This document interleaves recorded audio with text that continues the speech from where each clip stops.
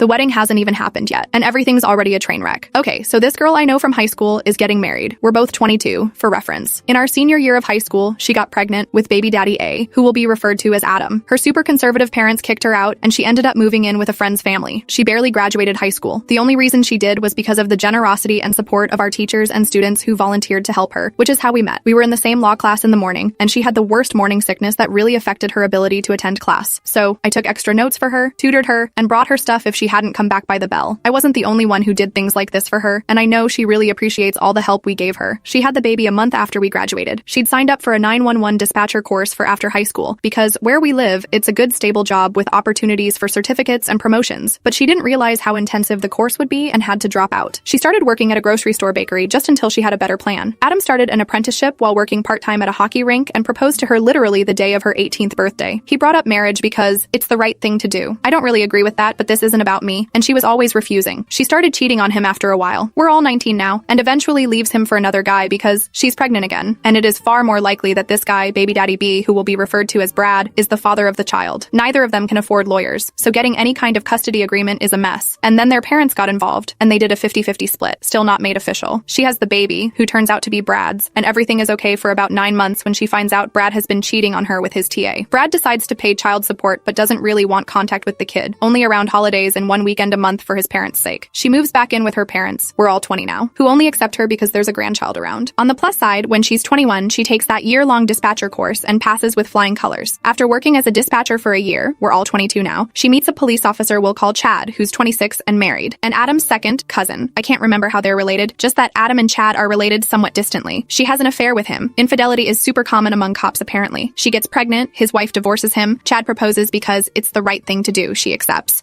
And her parents kick her out again for being a insert expletive here. She moves in with Chad with her 2 kids. They've started planning the wedding, which, given the background, is something akin to a dumpster fire. Adam is livid. He was desperately in love with this girl and hasn't really recovered from what she did to him, and while she rejected his proposals years ago, she's accepted one from his cousin who proposed for the same reason he did. Adam has effectively made a call for loyalty in the family, dividing everyone on who should go, who should give money, etc. Plus they're having trouble planning anything because of COVID. Her parents have outright said that they're not going, along with half of her family, and her younger sister has been going around and sabotaging what plans they can make. She has asked me to be a bridesmaid. I said that I couldn't because I live in a different province now, but the truth is, I do not want to be involved in that clusterfuck in any way. I'm just watching the arguments and events unfold on social media because this is honestly the most entertaining thing I've seen all year. It's strange to me that she even asked because we're not friends. We never have been. We were friendly strangers in high school. I just helped her out for one class because she needed support, and I could provide it. I was simply being nice. But based on how she turned out, I'm just sad for her. 3 kids in 4 years, and she's alienated so many of her friends and family because of her actions. I'm torn between feeling sorry for her and putting my head in my hands. Edit 1. First off, all of your comments are hilarious. Second, I'm going to answer some of the frequent questions. We're from a city with over 400,000 people. She just comes from a neighborhood that is made up of either Bible thumpers or white trash, with no in between. But the high school we attended was in a completely different area than that. Our school had a pretty good sex ed course. They gave out free condoms and had resources to help girls get birth control, and they had programs in place for if students ever got pregnant, were going to be teen parents. They also had one of those classes with the dolls for girls who were high risk for teen pregnancy. But she wasn't high risk, so she wasn't in that class. I don't know if birth control just didn't work for her or if she never tried it. She started alienating her friends after the affair with Chad came out because people weren't exactly overjoyed that she'd broken up a marriage. Chad and his ex didn't have any kids, thankfully, so there were fewer obstacles. When people weren't immediately ecstatic for her, she started getting very snippy, rude, and was calling the bitches out on social media for not supporting her new relationship or pregnancy. To be honest, I'm really worried about her health because having this many babies so close together is just not good for her health, mental or physical. People are also worried that Chad will cheat on her. If he'll cheat with you, he'll cheat on you, and they think she should avoid marrying him so she can just leave him if it happens. I'll provide updates as they appear, but so far it's just a lot of shouting on social media, mostly from her, some relatives slut-shaming her, and individuals who are really worried about her because, as humorous as this is, it doesn't seem like healthy behavior. Edit 2. First off, I realized I never gave this girl a name. For the sake of clarity, we'll call her Beth. I realize I didn't mention this before, but all of these are fake names. Second, to everyone commenting that Chad is at fault for his marriage breaking up. Believe me, I'm well aware of that. It is his ex-wife and her family friends who solely blame Beth. Chad is also older than her and has more life experience, so I do believe that he could potentially be taking advantage of her naivety. However, she is also an adult capable of making her own decisions and has chosen to make poor ones in the past. Third, people who are upset that I'm posting this story here, claiming I'm humiliating her. She has been posting about this mess on every social media platform she has since they got engaged in July. She put this out there long before I did, except she did so in front of friends, family, employers, and co-workers, as well as random people on the internet. Fourth, despite getting engaged in July, July and attempting to start planning then. I was only asked to be a bridesmaid 3 days ago. I knew there was a mess going on, but I didn't really pay attention to it until she asked me to be a bridesmaid. I tried to ask what was going on. I said that she should talk to someone, but when she completely brushed me off, I checked her FB and Instagram and found out about all of this. Fifth, I realized that I didn't truly mention how disastrous the wedding planning has been going. See, here you go. They've had to rebook 3 times because venues and vendors kept canceling when infection numbers got worse, even though their wedding was months away. Beth has been vacillating between having the wedding while she's pregnant, saying she's proud of her bump, and wanting to wait until after they are born because she feels fat, which is unfortunate because she's been breaking down due to her insecurity on a public platform. Beth is currently 7 months pregnant. Beth's great-aunt was going to give her wedding dress to wear after she gives birth, but Beth's mom freaked and stole the dress from said aunt before Beth could get it and is now keeping it. The great-aunt says she's too old to get in a fight and has shrugged it off. Chad's immediate family is paying for the wedding and has been cut off by the rest of their extended family for choosing Chad. Beth's wedding colors are pink and green, which is usually a nice combination, but the specific shades don't blend well. They're her and Chad's favorite colors, which is fine, but she literally made a video talking about these colors for 14 minutes on her Instagram, and both of her kids are just bawling in the background. She's ignoring them, and she's gotten some flack for that. Adam is finally settled into his trade and has now hired a lawyer and is trying to get primary custody, not allowing his daughter to go to the wedding. She's planning a Zoom baby shower bachelorette party and has sent out a registry asking for crazy expensive things. She's also set up a GoFundMe to help pay for a honeymoon and is making a lot of posts about how no one loves her because the fund only has 1,267 of the 20K she wanted. I'll update when I can, but I'm still in school. While I want to help her, she's refused assistance offered in the past, and there's only so much of this I can mentally handle right now. Update. Hey everyone, some things have occurred and it doesn't seem like it's over yet. Sorry, I didn't update sooner, but Rona returned with a vengeance and completely disrupted plans with university and family. Anyway, on to the update. From the last update, 16th, lots of ranting and chaotic wedding planning on social media. She found a dress and decided she will get married while pregnant. They found a local wedding venue that is very lovely, but I'm shocked she's still trying to book stuff with all their previous venue cancellations. December 16th, her little sister unblocked her to call her a zut and tell her that all her wedding plans were stupid. This resulted in a petty and entertaining Facebook war until the little sister blocked her again on the 17th. December 18th, Beth went nuts on social media because Adam had kidnapped their daughter. What really happened is that because courts were moving at a snail's pace due to COVID,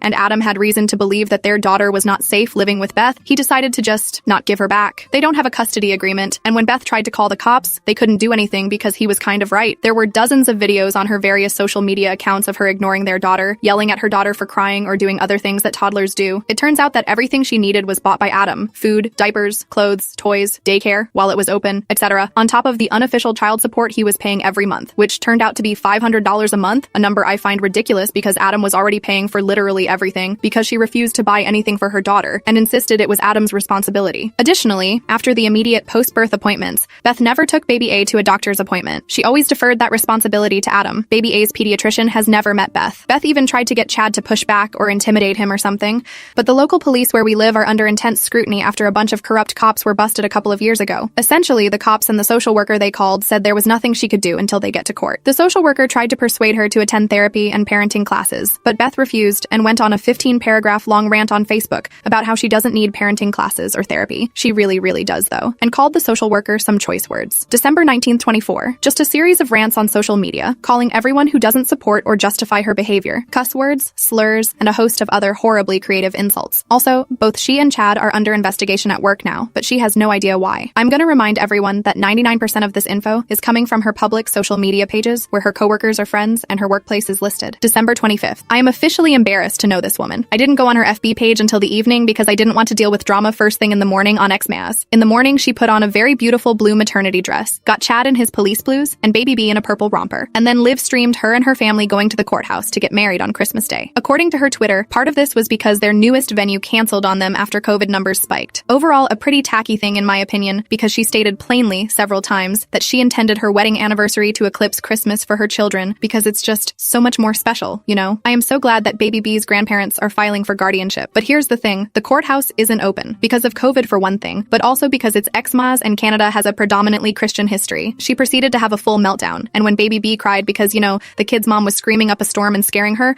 Beth called her a Kent. Yep, so done with this bitch. December 28th, I ran into her at a vaccine clinic because we were both getting our booster shots. She didn't recognize me at first, but one of my old bosses, because I used to work at the hospital the vaccine clinic was in, called my name and said hi, so she approached me after my old boss had left. We talked a bit while we sat down for the mandatory waiting period after getting the shot. She asked how I was, but didn't even wait for me to respond before she started ranting and complaining about her life. I was just going to sit there until the time was up and then just politely make my exit, but when she started speaking badly about her kids, something inside me snapped. I just said, "Do you even like your kids? Do Do you like being a mom? She got pretty quiet for a second and then said, no. IDK, her voice and demeanor completely changed, and we just sat in silence until our time was up. I said goodbye, but it was really awkward. December 31st, I just looked at her feed, and this is such a shocking what the actual fuck moment. She's thinking about giving up her kids. She went on about how recently she was asked if she liked her kids or being a mom, and how she realized that she didn't. She hates her children and blames them for ruining her life, and how she doesn't want to be a mom. I mean, nothing is official yet, but what the hell? I'll update as things happen now that I have the time, but this whole situation has been a big giant mess. Update. Okay, so some stuff has happened and most of it's good. Also, the TLDR for this update will be at the bottom. Jan 4th, Beth and Chad stopped posting on all social media. I was actually a little worried she died. I mean, this woman posts everything short of her trips to the bathroom on IG. Oddly enough, this got people messaging or interacting with her social media pages because she was usually the one to start contact, and that contact was usually yelling. No one heard from them, and some people started to be like, should we call the cops for a wellness check? Until Chad posted a status saying that they're fine but are busy. Please stop trying to contact us right now. Everyone listened, but it was strange. Jan 11. I got a notification that Beth and Chad are active on social media again, but I didn't feel like dealing with drama, so I didn't check out any of their posts. Jan 12. Today. She messaged me on FB asking me to be her MOH. She also kept going on about the resort in Cancun that she and Chad were looking to have their wedding at. This coming February, Omicron is really bad where we are, so no one should be traveling anywhere. I've actually had to delay my trip back to the province where I go to university. No one should be traveling anywhere. Beth also found out that Chad was cheating on her with one of her coworkers and called the woman a homewrecker on FB, tagged her, and posted the text she found on Chad's phone. But Chad is the love of her life, so she's forgiven him, but not the other woman, which I find very hypocritical, considering how she and Chad got together. She also sent pics of possible bridesmaid dresses, and they are the most hideous dresses I've ever seen. I know that some brides do that thing where they wish to look a million times better by comparison, but this was just ridiculous. One of them looked like a partially deflated balloon with feathers strapped to it. She also openly admitted that she expected everyone attending to pay $3,000. $2,000 would go towards that guest's stay at the resort, and $1,000 would go to her and Chad. They expected wedding gifts so that they could get their room for free. Apparently, she talked to someone at the resort, and if she got enough people to book their rooms, she and Chad would get theirs for free. She also wanted the money to be given to her instead of directly to the hotel so that people wouldn't realize she was taking $1,000 of their money. Beth sent me a pic of the wedding dress she wanted, and it's definitely a clubbing dress. If that's what she wants, that's fine. And for the record, I do think she would look great in it, Beth's current dream wedding dress, but she wants all the guests to be dressed in black tie, and she's already sent a list of unreasonable requests, such as all women must wear heels for a wedding on the beach, no one is allowed to have a baby or be pregnant, really? Girls must have longer than shoulder-length hair, boys must have very short hair, only an inch or two long. No one is allowed to be skinnier than her. She will be providing diets for everyone attending based on how she wants us to look. She and Chad must get bachelor and bachelorette parties both in Canada and in Mexico that need to be fit for a king and queen, and both must be paid for by anyone but the bride and groom, because that's just tacky. No unnatural hair, no tattoos. You have 5 tattoos, Beth, and in the dress you want, all will be on full display. No one is allowed to talk to her directly. They must speak through the MOH and BM. Honestly, there's a lot more, but I didn't feel like typing everything out. She's posted the list on FB and IG, and people are already calling her a bridezilla. I was also just kind of weirded out because, aside from the previous conversation at the hospital, and when she originally asked me to be a bridesmaid, we haven't spoken since high school, so I respectfully declined, stating that the virus and school were my top priorities at the moment. Then, I decided to check her socials to see if she'd posted anything. She had, and everything was essentially how it was before the break, except her kids are nowhere to be found. No look at my cute baby pics or kids crying in the background of her videos. Nothing. Though, based on her new photos of herself, she's given birth to baby C. I mean, she's definitely still recovering, but she also definitely had a baby, and that baby is not on any of her socials. So when she responded to my decline with an attempt at guilting me to be her MOH, I asked her where her kids were. This was her response. Oh, I left them at the side of the road on our way home from the hospital. Those moochers could walk home, LOL. I was like, please tell me you're not being serious, especially because it looks like she had the baby days ago. And she replied, I was just joking. You shouldn't be so serious all the time. Honey, you made a joke about child abandonment, abuse. You're not being serious enough. And then I finally got the update on the kids. Baby A is still with Adam. Beth signed away her rights. Baby B and baby C have been given to a mutual cousin of Adam and Chad, who is infertile. TBH, I didn't need that last tidbit of info or the 3-paragraph long rant about how God hates infertile women. I didn't even read all of it. I couldn't, and I didn't think that Beth could be so cruel to even think those things. I checked out the FB page of baby B's grandparents, and they're happy with their grandchild's new parents. It looks like the cousin and her husband are welcoming them to the family as another set of grandparents and will let them have access to B. So, yay. One thing I do need to emphasize, though, is that because of COVID, the courts in our area are either moving at a snail's pace or closed, so none of this is official. But Beth and Chad has signed paperwork, and all that needs to happen now is presenting that to a judge. When I rejoined our conversation, she said the doctor she had for baby C gave her birth control. She was surprised because after her first pregnancy, she asked her doctor for it, but he refused to give her any. She mentioned that her old doctor was also her mom's and sister's doctor. She ended up asking the doctor who delivered baby C to be her new doctor, so I hope that works out. After learning all this, my conversation with Beth started to go downhill. Beth, wait, did you actually think I would just leave my kids at the side of the road? I just didn't want to be a mom. mom, but I wasn't a bad one. Me. Beth, I think that you've been through a lot of trauma in the past few years and that it's gotten to you mentally, and that you should speak to a professional. Of course, Beth has been a bad mom, but she does need mental health help, and I wasn't going to convince her to get it, or to not yell at me if I said that. Beth, what? You think I'm crazy? Me. No. I think that getting kicked out as a teen because of a pregnancy and having your family actively reject you and try to sabotage you must have been very painful. Plus, pregnancy puts a lot of mental stress on women, and you've had 3 in such a short time span. I just want you to take care of yourself and get what you want in life, and I think that will start with you taking care of your mental health. Beth, what I want is for you to go straight to hell. Beth then calls me every cuss word, expletive, and derogatory term she can think of. One of the words she called me was a derogatory term about people from my ethnicity, and my blood is boiling that she thought it was okay to say that to me. So, I'm now on her hit list. She's been blowing up my social media all day. In her last Facebook post where she called me a slur, she said that she still expects a good wedding gift from me. Yeah, no. So I've blocked her on everything, and I've decided to completely cut off contact. This will be my last update. I saw a YouTuber do an entire video about this post on Facebook, which was funny. She did it well, and I got so nervous that Beth was gonna see it. It turned out she's seen it and does not give a single damn, because as I pointed out, the majority of the info in this post came from her public social media. She also doesn't know who posted it. More on that in the update. I am still no contact with Beth, and have no plans to change that anytime soon, but we have mutual friends who have told and shown me what's happened. First things first, she and Chad did get married, but they eloped. According to all sources, they are completely and utterly miserable, though. Chad has proven to be an overall lazy and unfaithful husband, and Beth has really gotten into feminism, with a focus on reproductive issues, after she started using birth control. Roe v. Wade getting overturned, even though we're in Canada, really caused tension in their marriage. As it turns out, Chad thinks that abortion is murder, and God created women for the purpose of making babies. Beth tried to argue that not all women want or should be mothers, using herself as an example. Then Chad went ahead and used her as an example of why women should be forced to have kids, because in the end she gave kids to an infertile couple. She didn't take that well and said that her entire life and future were ripped away from her and destroyed the second she got pregnant with baby A. Adam was never slut-shamed or demeaned like she was, both at home and at school, which is a fair point, as many were supportive, but there were also a lot of people who judged her harshly and said really nasty stuff. She mentioned that if she hadn't gotten pregnant, she would have attended college or university